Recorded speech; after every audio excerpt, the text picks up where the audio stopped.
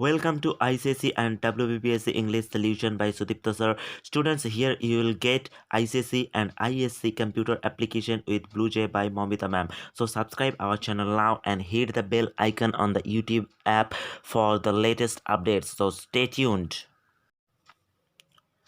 Today's topic, transformation of sentence all in one. Yes students, here we will discuss everything about transformation of sentence. Today you will learn from basics to advanced level, and this video is going to be most interesting because transformation of sentence is one of the inseparable portion of your board exam. So keep watching this video, and I challenge you students that you will learn once in your whole life and will not forget this for the rest of your life. So let's start our dhamaka the session today. So let's start. Here we need to know the definition of transformation of sentence. What is transformation of sentence? Sentences can be classified into affirmative, negative, imperative, interrogative, assertive or declarative and exclamatory sentences. These sentences can be transformed into different form without changing the meaning of the sentence. Students, this line is very important. These sentences can be transformed into different form without changing the meaning of the sentence. This process is known as transformation of sentence. It means that we just have to change the form of the sentences from one to another, but here we are not allowed to change the meaning of the sentences. This process is known as transformation of sentence. Other necessary parts of transformation of sentences are, according to structure, we need to know the classification of sentence. According to structure, sentences can be classified into three types. They are simple, complex and compound sentence. Next, there is the classification according to meaning. So according to meaning, sentences can be classified into five types. They are assertive, interrogative, imperative, optative and exclamatory sentence. And here we need to know about the clauses. You know, there are basically two types of clause, that is principal clause and dependent clause, or independent clause and dependent clause. And here we need to know the subdivision of the dependent clause, such as noun or nominal clause, adjective or relative clause and adverb clause. Next, we need to know about the degree change. There are three types of degree of adjectives or adverbs. Basically, they are positive, comparative, and superlative. Next, there is direct and indirect speech or narration. Next, we have to learn about voice change, active and passive voice. So, all these are the necessary parts of the transformation of sentence. Today, we are going to discuss everything about transformation of sentence. So, don't worry, students, we will learn everything here. Now we will learn about the classification of sentence. First of all, we have learned that according to meaning, sentences can be classified into five types. They are, number one is assertive sentence or declarative sentence.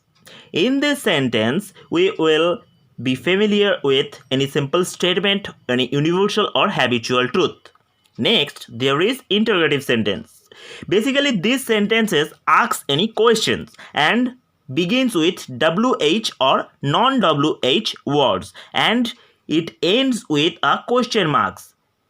Basically, you know, WH word means that words which basically starts with W and H, such as who, which, what. And these words are used for asking questions. And there are non-WH words which are used for questions, such as am, is, are, was, where, and so on. Next, there is the helping verbs which are also used for asking questions, such as do.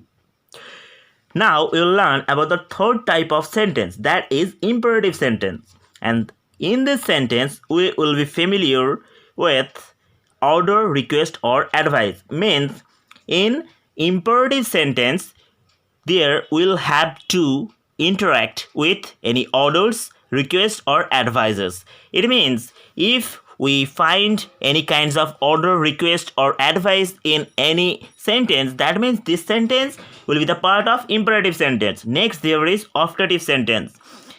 Here, this sentence basically interacts with any types of wish, curse or blessings, and these sentences basically starts with may or might. Next, there is exclamatory sentence. In this sentence, we are familiar with the appreciation or wonder? That means any appreciations or any wonder is basically the part of the exclamatory sentence, and this sentence usually ends with this sign of exclamation. So we can easily distinguish interrogative sentence and exclamatory sentence, because interrogative sentence basically ends with question marks and exclamatory sentence basically ends with the sign of exclamation. Now we will learn about the classification of sentence according to structure. According to structure, sentences can be classified into three types. They are: number one is simple sentence. What is simple sentence? Simple sentence contains only one independent clause and any single subject and a verb. Next, there is complex sentence. In the complex sentence, we will have at least one independent clause with two or more dependent clause. Next, there is compound sentence. In the compound sentence, we will get two or more independent clause. Now we'll learn more. And one thing you need to know that all the sentences which are mentioned above are also classified into two types, and they are affirmative or positive sentence, and next there is negative sentences. So that's all about the classification of sentence. Now we are going to learn more. Here we are going to discuss about the examples of different types of sentences. First of all, we have classified the sentences into mainly two types, the affirmative or positive one, and then there it is the negative sentence. The first one is assertive sentence or declarative sentence. The first example is he is a businessman, which is a simple statement, and the negative form of it is he is not a businessman. So this is a negative sentence. Next, there is the earth moves around the sun. This is a universal truth. What is the universal truth? That thing which is fixed and cannot be changed ever. That's the part of any universal truth. And the next universal truth is in the negative form is Pluto is not a planet now. Next, we will have the example for interrogative sentence, and as you know, interrogative sentence basically ends with a question mark, and we will have the example with WH word for the first. Why do you cry over spilled milk? And it is ending with a question mark. So why is belonging to the WH word, and it is specially type of a proverb that why do you cry over spilled milk? That means it is useless to cry over spilled milk. Spilled milk means the milk which has completely spoiled. Next, we'll have the negative example for this. Who does not want to be free? This is belonging to the WH question, and it means that everybody wants to be free. And next, there is are you busy? This is the non-WH word are, and the sentence is are you busy? And if we make this negative form of this, are you not busy? That's all. Next, we'll have the example for imperative sentence. Imperative sentence. In imperative sentence, there are basically three types of things: order, request, and advice. The first one is order. Basically, this is spoken by the teachers to the students. This is stand up. This is belonging to the order. And here is another type of order in the negative form, that is don't talk in the class. And you are familiar with this type of sentences. That is the part of imperative sentence. Next, there is please help me. When you will find this word please is associated with any sentence, that means this is the part of any imperative sentence and it is denoting any request. Next, there is negative form of request is kindly do not smoke here. Next, there is always respect your elders. This is advice. And students, you need to know that what is an advice. Advice means the particular idea or action which you supposed to follow, but if you don't follow, nobody is going to punish you, but you are supposed to follow this. So this is the part of any advice. So always respect your elders. And the negative form of advice is do not run in the sun. Next, we'll have the example for operative sentence, and as I mentioned earlier that operative sentences basically begins with the word may or might. The first one is a part of any wish. May you be happy forever. And the negative form of operative sentence is may you never face any trouble in future. This is the part of any wish. Next example for the operative sentence is may God bless you, and you are familiar with this sentence, and this is a type of blessing which is a part of operative sentence. Next, there is the number fifth one, the exclamatory sentence, and exclamatory sentences basically ends with an exclamation sign. So the first example is what a nice drawing it is. Student, you need to follow the pattern, because in the beginning where we are using the word what is basically the WH word, but using WH word we are creating a wonder. So that's why this is the part of exclamatory sentence, and here the pattern is in the beginning we'll have to use the subject and then the verb. But in interrogative sentence you can see the verb is used in the beginning and then the subject. So you will have to distinguish in between interrogative and exclamatory sentence while you are using or framing the sentences using the WH word. So exclamatory sentence is here, what a nice drawing it is, and the negative form of exclamatory sentence is, are not they kind, is not it a warm day. So that's all. This is the classification according to meaning. Now we'll have the examples according to the structure, the structural difference. The positive and the negative we have already classified it in this way. For the first, we will discuss about the simple sentence, and as you know, simple sentence means there will have only a single principal clause. And here the example is, this news is too good to be true. And you need to know that while we are using this TOO and TO2 together, that means we are using TOO adverb and TO2 preposition together in a single sentence. So while we are using this TOO and TO2 together, that means the sentence is actually positive in the sense, but it means negative in the form. So the example is, this news is too good to be true, and the negative form of this sentence is, this news is so good that it cannot be true. Next simple sentence is, being tired he slept quickly, and the negative form we can find here, being rich he can't feel for the poor. The first example for the negative sentence in simple sentence is, don't go out without permission.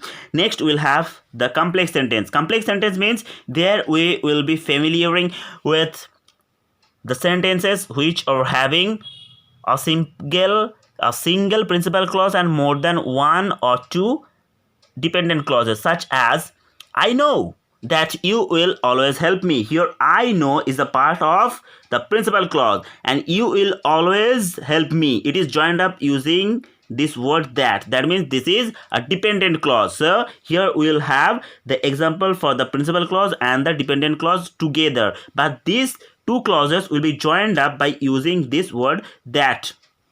So this is the example of complex sentence, I know that you will always help me. And the negative form is, this news is so good that it cannot be true. Next, the example for complex sentence, though he was ill, he went to the school. Next is compound sentence, he was poor but he was honest. Kapil must work hard or he will fail. So if we are joining the sentences using but or, this is the part of compound sentence, and here there are two types of clauses. That means there are two principal clauses are joined up using this preposition but or. He was poor, this is the one type of principal clause, and then it is followed by he was honest. This is also the principal clause, and these two principal clauses are joined up by using this conjunction but. So this is compound sentence. Next there is the negative form of compound sentence, such as, Dr. Sen is not only a good physician but also a statesman. Not only but also is used for the compound sentence. Sentence, clause and phrase, these three things are the inseparable part of transformation of sentence. First of all, we have to know the definition of a sentence. What is a sentence? A sentence is basically a group of words that contains a subject and a predicate and makes a complete sense. The predicate part of the sentence always contains a verb. Now, what is a clause? A clause is a part of the sentence that contains a subject and a finite verb. The subject of a clause can be mentioned or hidden, but the verb must be apparent and distinguishable. That means we can easily identify the verb within a sentence, but there the subject can be hidden. Now, what is a finite verb? Finite verbs basically changes their forms when there is a change in the number or the person of the subject. Finite verbs also have different forms in different tenses. What is non-finite verb? Non-finite verbs do not change their form when the number or the person of the subject changes. There are mainly three types of non-finite verbs. They are infinitives, gerunds, and participles. These three things are one of the important parts of the transformation of sentence. So we will learn about infinitive, gerund, and participle now. Gerunds, infinitives, and participles are all non-finite verbs. What is a gerund? A gerund is a verb that ends with an ing, such as dancing, flying, and so on. But it functions as a noun. That means while we are using gerund, which is basically in the form of an ing associated word, but it is acting as a noun within a sentence. We will discuss this with this example. Brushing your hair prevents it from tangling. Here the word brushing is used here in this sentence as the subject of the sentence, and this brushing is acting as the noun of the sentence. So this is the gerund form. Next, we'll have the example. Her number one priority is working. So here working is used as the complement of the sentence and it is acting as a noun. So these two words, brushing and working, are actually acting as the noun within the sentences. So these are the gerund form. Next, we'll discuss about an infinitive. What is an infinitive? An infinitive is a verb that is preceded by the word to, such as to run, to fly, to play, and so on. That means while we are getting the example of an infinitive, we will find that the word to is used before the verbs, such as to fly, to play, and so on. Here the examples are: you must work hard to escape failure. Here the word escape is verb and before the verb there is to. That means this is an infinitive. Next, this example is: I like to write in English. So here write is verb and before this verb to is used. So this is an infinitive. Next, we'll discuss about participle. A participle also ends with an ing, like a gerund, but it does not function as a noun. So as you know that in the gerund portion, while we are using an ing associated word, this is acting as a noun for the case of a gerund. But in participle, we'll also use ing associated word, but this will not act as a noun in the sentence. Instead, they form the progressive tense of a verb. They can sometimes function as an adjective, but not always. We'll discuss this with this example. The browning fruit should be put outside for composting. Here the word browning is a present participle noted by the ing ending. So we can easily identify the participle because it is associated with ing. But here the word browning is actually modifying the verb, modifying the noun fruit. Next, we'll have the example is: I spent the whole day studying math. In this sentence, studying is a present participle that is working as the beginning of any adverbial phrase in the sentence. Now we will discuss about the phrase. A phrase is a group of words that does not contain a subject and a finite verb. Means, what is a clause? A clause is always associated with a subject and verb, but while we are discussing about phrase, we have to know that a phrase is always the groups of words of the part of a sentence which does not contain any subject and does not contain any complete meaning. So example: on the chair, in the evening, near the wall, under the tree. All these are phrases because here we cannot find the subject or the verb. Only we can have some groups of words and it's not making any complete sense. So this is the examples of phrases. A clause is a group of words containing a subject and predicate and functioning as a member of a complex or compound sentence. This is spoken by the famous person Merriam-Webster. We'll have the example of one clause sentence. Suppose I graduated last year. Two clause sentence: when I came here, I saw him. Three clause sentence: when I came here, I saw him and he greeted me. So finally we have discussed about gerund, participle and infinitive, and we now know about clauses and phrases. Now we need to learn about the clauses. Basically, there are two types of clauses. Number one is principal or independent clause, and number two is dependent clause.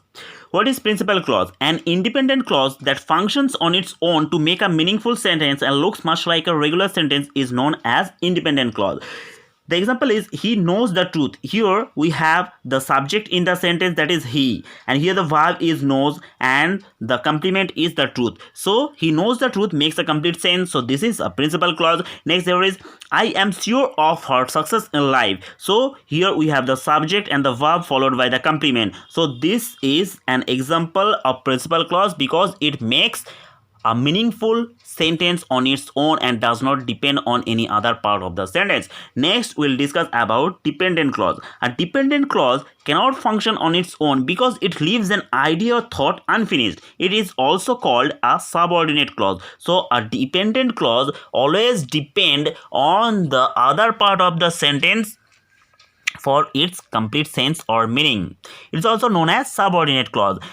There are mainly three types of dependent clauses. They are noun or nominal clause, adjective or relative clause, and adverbial clause. Now, what is a nominal clause? A noun clause is a dependent clause that acts as a noun in a sentence. For this example is choose a gift whomever you want. Here whomever you want is actually acting as a noun in the sentence. So this is the part of nominal clause. Then there is whichever restaurant you pick is fine with me. So here whichever restaurant you pick is acting as a noun in the sentence. So this is the part of nominal clause. Next there is adjective or relative clause. A relative clause is an adjective clause that describes the noun. So like the adjective, it also qualifies the noun or tells something more about the noun. We'll learn this about this example.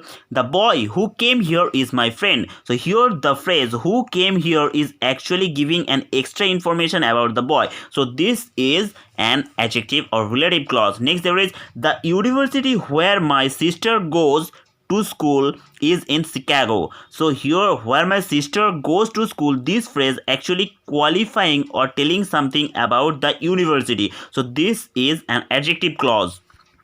Next there is an adverbial clause. Adverbial clause is a clause that works as an adverb in a sentence. Its role is to show place, time, condition or degree and so on by answering the questions such as where, when, how and why. Just like an adverb, it modifies other parts of a sentence to add more details. We'll understand it better with this example. Father came when I started for Delhi. It is actually denoting the time. When I started for Delhi actually denoting the time. So that's why this is a part of an adverbial clause. Next there is you may go where you like. Where you like is basically telling us about any place. That's why this is an example of adverbial clause. Next there is Amal plays as he usually does. So as he usually does is the form of any manner. So this is an example of adverbial clause. Next there is we read so that we may learn. So what is the purpose of reading? So that we may learn. So basically it tells us about the purpose, and we read is actually depending on so that we may learn. So we read is actually acting as the adverb within this sentence. So that's why we read is an adverbial clause. Thanks for watching our video, students. Press the bell icon on the YouTube app and never miss another update from ICSE and WBSC English Solution at the Prudence Coaching. So prepare well for your board exam and rock in your exams. All the best, students. Have a great day.